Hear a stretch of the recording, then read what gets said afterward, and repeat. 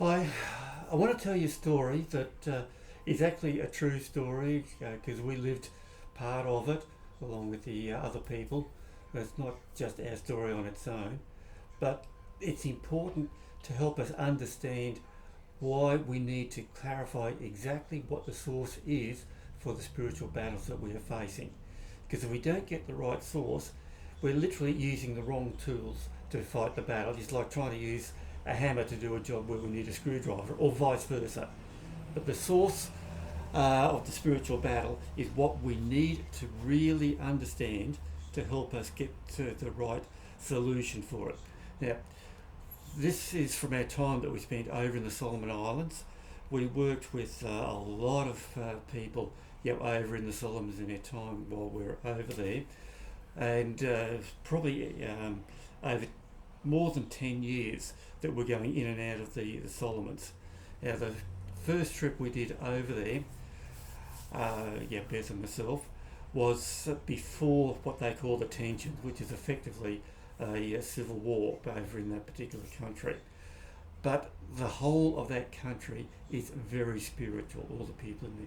So if they're not Christians, they're animists, or there might be smatterings of other things like Baha'i, but nonetheless, the whole of their culture is a spiritual culture. Now, one of the key fellows that will come back later in the story is James Valet.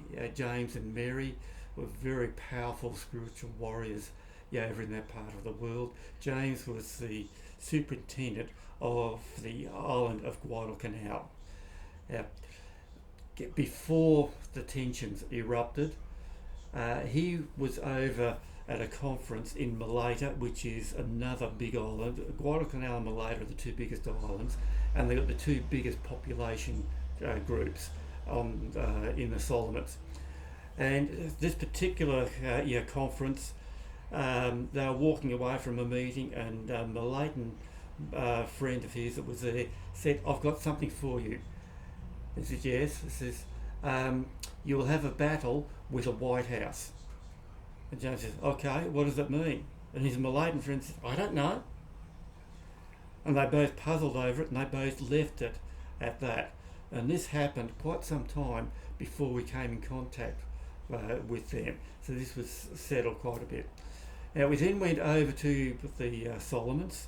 The first time we went over there as a church trip, we were just on a sort of helping the local community in the churches there as best we could.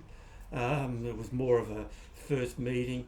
We got to know a lot of the people. It was based mainly in the capital, Honiara, and quite a few of the leaders there. And one of them, Timo, we were at his house, and when we were leaving, we're coming down the back steps, and we sort of go down the steps and the landing, and then down to the right. And so I got down to that landing area.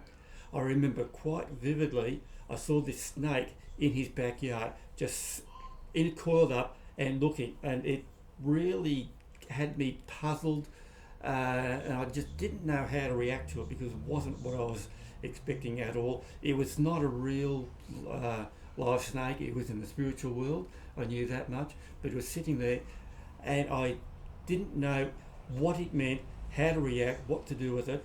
So I didn't say anything at the time. But when as time went on, Beth went back for another trip, but there was the tensions broke out after that, and we couldn't go back into the country until Department of Foreign Affairs had changed their travel advisory down to a level which allowed us to travel freely, within that country. But even so, when we got back, we were literally only able to go around Honiara to the outskirts because they had the militia for the Gwali people around there, and we couldn't go past them, or we could go and travel freely over in Malta, but that was about it. But this had all erupted, and the rest of the world was looking at that, and they were seeing this the tensions, this internal civil war that they were having, as a land rights issue. And historically, you could see the reasoning behind that, because the Gwali people who lived on Guadalcanal, they were a fairly easygoing sort of people. The Malaytons, on the other hand, they were the ones that would just sort of get up and get in and get to and do things. And during World War II, the Americans brought a lot of Malaytons over to help with the war effort. And the Gwali people were happy to have them there, and they were quite happy to stay, have them stay on their property, on their home, their ancestral lands. And that just went on for a while. But as time went on, after the war went away, the Malaytons kind of presumed on the generosity of the Gwali people, and they just stayed there. And over time, these tensions simmered, and they just built up, and there was this growing resentment with the Gwali people to see their land just being taken over by the Malayton. Now, this didn't happen overnight. We're talking about 30, 40, maybe even 50 years that's gradually built up. And what the world saw outside of the Solomons was this tension between these two groups. Now, I'm telling the story, obviously there's a lot more to it than that, because we knew a lot more of the people and the stories that were going on. But if we were to tackle that problem from a land rights issue, it would have failed. And that's why a lot of the attempts to solve things over there failed, because that was not the root cause of the problem. And when we go into these spiritual battles that we find, if we start with the wrong root cause, the wrong source of the problem, that's exactly what we'll have. And this battle just went on and on between the two, and everybody that tried to stop it, it just had no impact whatsoever. And quite literally, one place we ended up going to on the weather coast of Guadalcanal, they literally had fathers and sons killing each other. The tension was that palpable in there. We eventually got around to that place, and God did a huge miracle in one night in that place. But that's a complete other story. But getting back to where we're heading on this, once we were over there ourselves and we were able to get back in, we could see that this was really more of a spiritual problem than a land rights issue, but it was dressed up as a land rights issue because there was an animist tribal chief witch doctor there, old man Moro, on Guadalcanal, and he was trying to bring back all of the old ancestral spirit worship, with him controlling it, and he was inciting the Gwali people to come up against the Malayton people, and was trying to bring everybody, not just on Guadalcanal, but I believe all the Solomon Islands, over under his control and under his spiritual control as the witch doctor. So we're looking at that, well, that makes more sense as to what the spiritual issue is. But that really didn't cut it. Didn't matter what we were trying to do in that area. It didn't solve things. Things just kept going on and on. Now, this is where James comes back into play that we're talking about. And I've got some tremendous stories about how God looked after them and did things during the tensions when it was hard to move around. We were over there when most of the tensions had died down, but we were still hearing gunshots every night when we were in Honiara, and we saw the militia with their rifles. We knew a lot of people, and we were quite happy to travel safely wherever we went, but it was really still a place you had to be careful that you didn't overstep the mark, even back then. Now, after about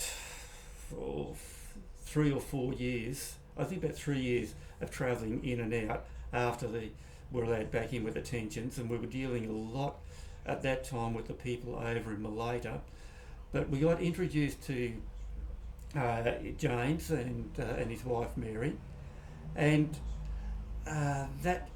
those trips we had the Ramsey people coming out. It's the Regional Assistance Mission for the Solomon Islands, and that was the military from Australia and New Zealand and a lot of other countries coming in as a peacekeeping force, and they landed and we saw the Hercules come in and then offloading the helicopters and all sorts of things, the airport at Honiara, and they had almost immediate success in keeping the peace.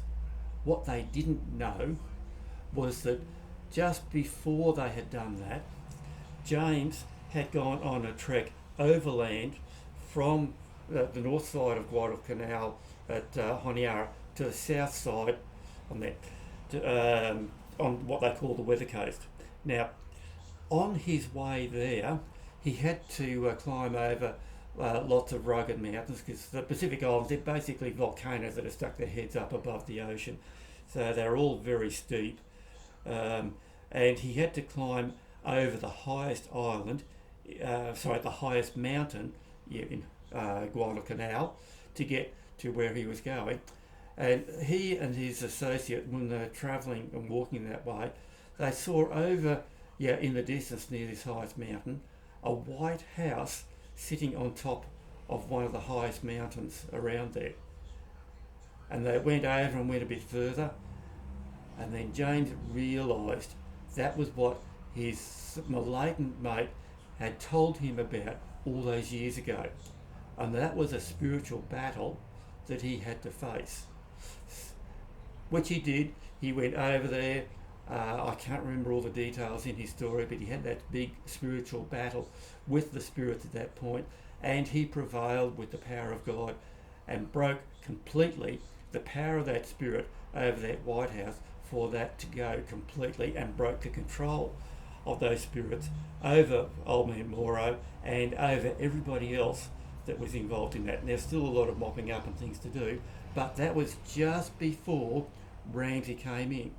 And because that spiritual hold had been broken, when the military came in through Ramsay, they were able to go and they would just basically turn up and peace would come and things would settle.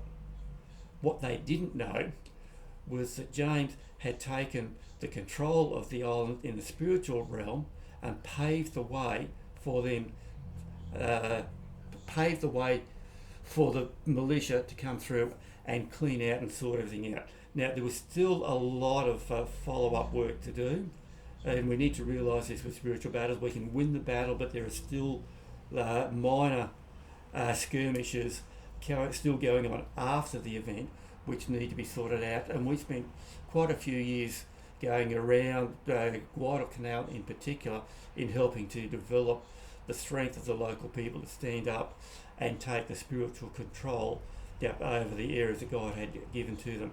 And particularly at this place called Taree that I was telling you about earlier, we were there and there was a particular message that I was bringing to the people, and it just connected with them. And that night, in one night, there was a reconciliation between people that had not been under that same roof since the tensions had started. So, the point of the story, we could have looked at the tensions over there as being a land rights issue. We could have looked at it as being a problem with Old Man Moro trying to control land. But in reality, it was a deep spirit, territorial spirit, that was trying to control all of those things and using Old Man Moro and the land rights issue and the tension between the Gwalis and the Malaytons as a smokescreen to try and take control of it. And it was when James went in and addressed that particular issue, as God prepared him to do years and years in advance of all of this, that was when the spiritual battle was won. So that's why it's important to understand exactly where the spiritual battle is coming from. When we know that, we have the right tools to deal with it, we have the right way to take control over it, and we don't keep going around in circles trying to figure out why isn't this working. So the last thing that I will just in this area, just as a help, in general, there are three spirits. There's the Holy Spirit that we all know about. There are the demonic spirits, which are in opposition to the Holy Spirit, and they will do everything against. But in the middle, there is the human spirit. And us as humans, we can align ourselves with the Holy Spirit or the demonic spirits. and going our own way because of our corruption, we tend to be susceptible to those demonic spirits. But if there is a problem in a particular area, we need to understand which of those three spirits is at play. Because sometimes, and we know that the spirits stop Paul, for example, from going in particular areas. And if that is the case, then the right response to that problem is to say, yes, God, and we'll go off and do what we need to do. If it's the demonic spirits, then we take it up in the demonic world. If it's a problem with the human spirit, then we deal with the people part of it, among other things. Anyway, I hope this has been helpful. You can take those lessons and just go through, and when we have these spiritual battles, let's have a look and see what is the problem. What is it? Where is it coming from? And when we have that properly identified and we have the right discernment in knowing exactly what the problem is, then we have the resources that we need from heaven to deal with it.